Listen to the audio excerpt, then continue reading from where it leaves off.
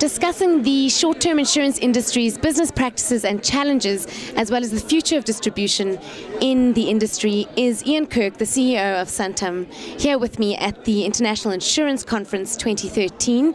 Ian, if regulation leads to consolidation in the market and certainly raises the barrier to entry, is this not good for Santam's business, which is a larger insurer? It is, but given that we're the largest, we may not be the biggest recipient.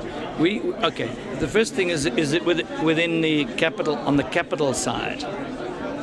We'll get more business into the Santam Re from smaller insurers. They'll cede more risk to us. The other big issue, of course, is on the cost side, where the regulation pushes the cost up and the smaller insurers find the cost base and they basically, find it easier to sell out.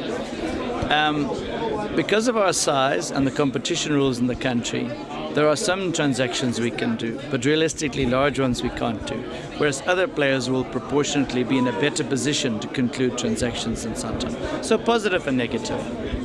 Can you name any of those players?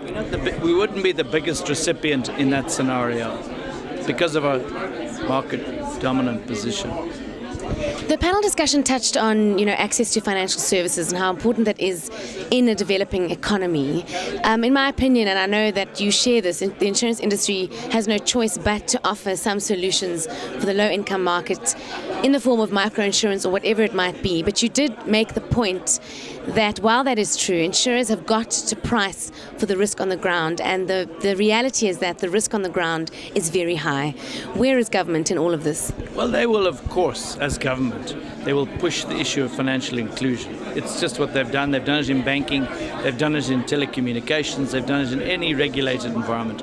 Insurance will be no different. The reality on the ground for insurance is that we understand the risk is high relative to the affordability of that new market. It's too high for all the reasons that we know. Road safety, traffic offences, RDP houses that are not properly established, local authorities that are not properly functioning, and therefore the flood risk, the fire risks are all far too high. Now, we have got to get that risk down.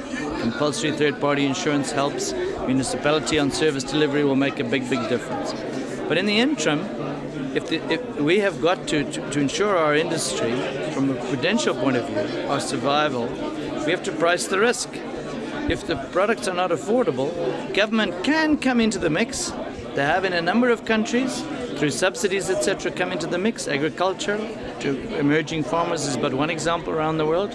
There are other examples around the world in the emerging countries where government have subsidized products to get people into the system, and then so that's one possibility. But we as insurers, we have to run our businesses properly. We have to price the risk on the ground. Just on distribution, you are quite confident that there is still a place for the intermediary in insurance distribution. If you could give one piece of advice to the struggling independent broker, what would that be?